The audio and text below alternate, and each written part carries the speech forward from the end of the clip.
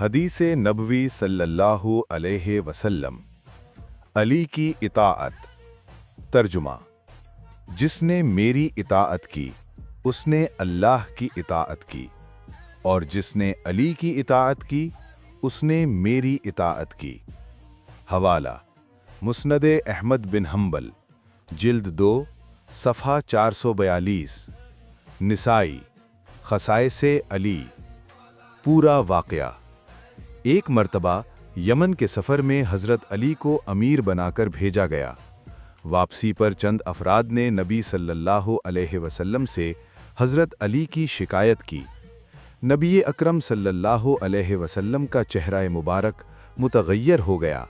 آپ صلی اللہ علیہ وسلم نے فرمایا، علی سے شکایت مت کرو، جس نے علی کی اطاعت کی اس نے میری اطاعت کی۔